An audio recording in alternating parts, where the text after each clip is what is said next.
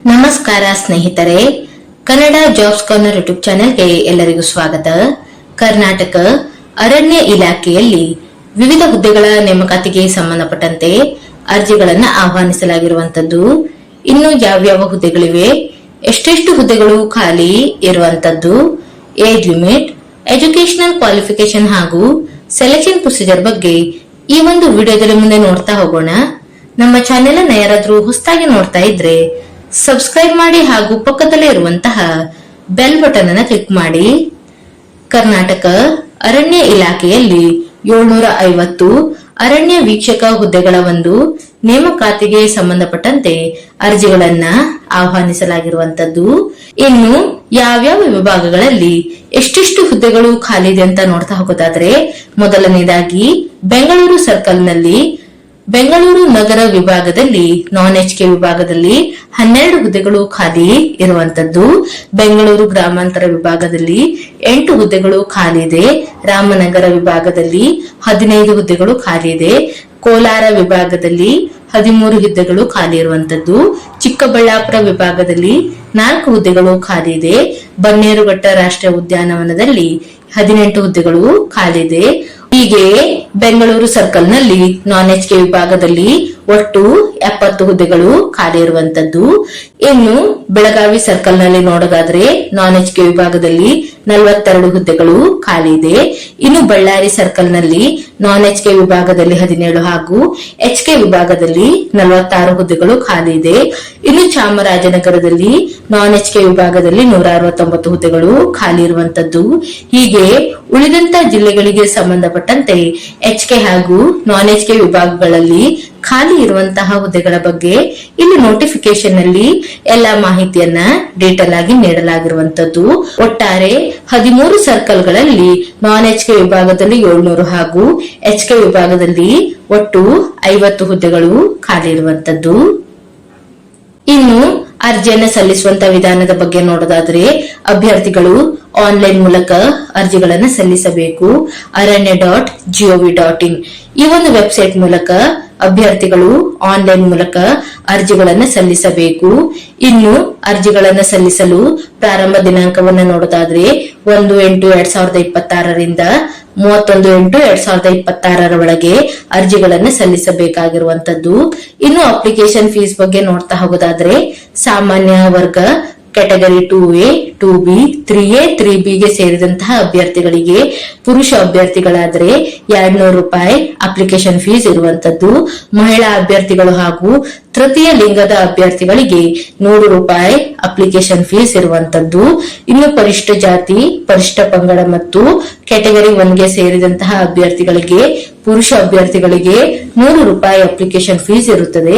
ಮಹಿಳಾ ಅಭ್ಯರ್ಥಿಗಳು ಹಾಗೂ ತೃತೀಯ ಲಿಂಗದ ಅಭ್ಯರ್ಥಿಗಳಿಗೆ 50 ರೂಪಾಯಿ ಅಪ್ಲಿಕೇಶನ್ ಫೀಸ್ ಇರುವಂತದ್ದು.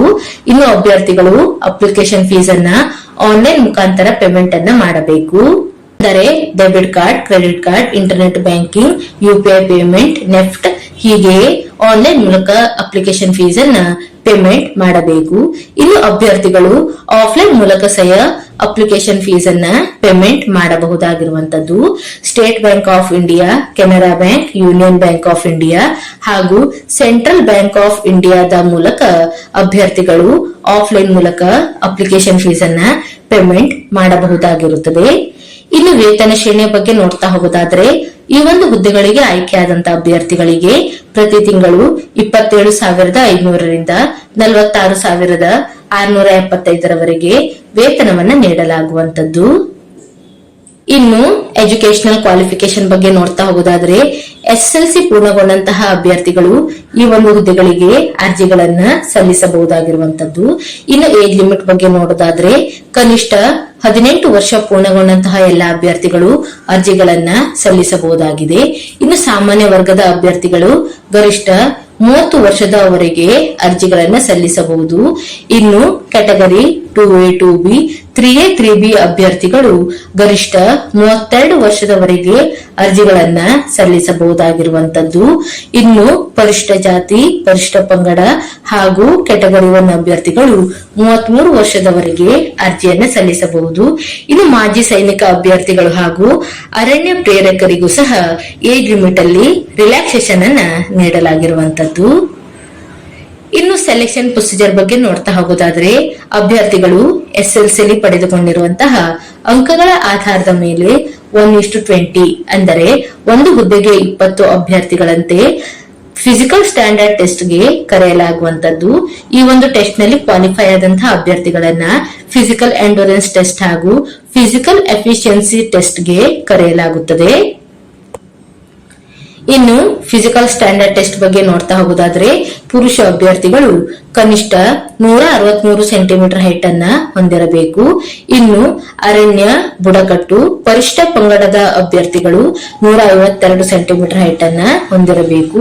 ಇನ್ನು ಎದೆ ಸುತ್ತಳತೆಯ ಬಗ್ಗೆ ಸಹ ಇಲ್ಲಿ ಮಾಹಿತಿಯನ್ನ ನೀಡಲಾಗಿರುವಂತದ್ದು. ಇನ್ನು ಮಹಿಳಾ ಅಭ್ಯರ್ಥಿಗಳು 150 ಸೆಂಟಿಮೀಟರ್ ಹೈಟ್ ಅನ್ನ ಹೊಂದಿರಬೇಕು. ಇನ್ನು ಅರಣ್ಯ, ಬುಡಕಟ್ಟು ಹಾಗೂ ಪರಿಶಿಷ್ಟ ಪಂಗಡದ ಅಭ್ಯರ್ಥಿಗಳು ಕನಿಷ್ಠ 145 ಸೆಂಟಿಮೀಟರ್ ಹೈಟ್ ಅನ್ನ ಹೊಂದಿರಬೇಕು. ಇನ್ನು ಕನಿಷ್ಠ ತೂಕದ ಬಗ್ಗೆಯೂ ಸಹ ಇಲ್ಲಿ ಮಾಹಿತಿಯನ್ನ ನೀಡಲಾಗಿರುವಂತದ್ದು. ಈ ಒಂದು ಟೆಸ್ಟ್ ನಲ್ಲಿ ಕ್ವಾಲಿಫೈ ಆದಂತಹ ಅಭ್ಯರ್ಥಿಗಳಿಗೆ ಫಿಸಿಕಲ್ ಎಂಡೂರೆನ್ಸ್ ಟೆಸ್ಟ್ ಅನ್ನ ನಡೆಸಲಾಗುತ್ತದೆ. ಇನ್ನು ಪುರುಷ ಹಾಗೂ ಮಹಿಳಾ ಅಭ್ಯರ್ಥಿಗಳಿಗೆ ಸಂಬಂಧಪಟ್ಟಂತೆ ಪ್ರತ್ಯೇಕವಾಗಿ ಫಿಸಿಕಲ್ ಎಂಡೂರೆನ್ಸ್ ಟೆಸ್ಟ್ ಬಗ್ಗೆ ಇಲ್ಲಿ ನೋಟಿಫಿಕೇಶನ್ ನಲ್ಲಿ ಎಲ್ಲಾ ಮಾಹಿತಿಯನ್ನ ಡೀಟೇಲ್ ಆಗಿ ನೀಡಲಾಗಿದೆ.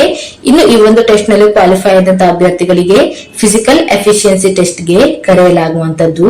ಇದರ ಬಗ್ಗೆ ಸಹ ನೋಟಿಫಿಕೇಶನ್ ನಲ್ಲಿ ಒಂದು ಡೀಟೇಲ್ ಆದಂತಹ ಮಾಹಿತಿಯನ್ನ ನೀಡಲಾಗಿರುವಂತದ್ದು.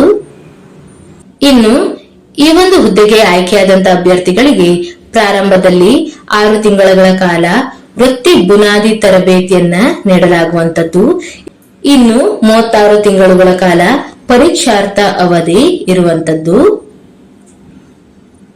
ಇನ್ನು ಆಸಕ್ತ ಮತ್ತು ಅರ್ಹ ಅಭ್ಯರ್ಥಿಗಳು ಈ ಒಂದು ಹುದ್ದೆಗಳಿಗೆ ಅರ್ಜಿಗಳನ್ನ ಸಲ್ಲಿಸಬಹುದು. ಇವಿಷ್ಟು ಕರ್ನಾಟಕ ಅರಣ್ಯ ಇಲಾಖೆಯಲ್ಲಿ ಕರೆಯಲಾದಂತಹ ಅರಣ್ಯ ವೀಕ್ಷಕ ಹುದ್ದೆಗಳ ಒಂದು ನೇಮಕಾತಿಗೆ ಸಂಬಂಧಪಟ್ಟಂತಹ ಮಾಹಿತಿಯಾಗಿರುತ್ತದೆ. ಈ ಒಂದು ವಿಡಿಯೋ ನಿಮಗೆ ಇಷ್ಟವಾಗಿದ್ದಲ್ಲಿ ಒಂದು ಲೈಕ್ ಮಾಡಿ, ಶೇರ್ ಮಾಡಿ ಹಾಗೂ ಸಬ್ಸ್ಕ್ರೈಬ್ ಮಾಡಿ.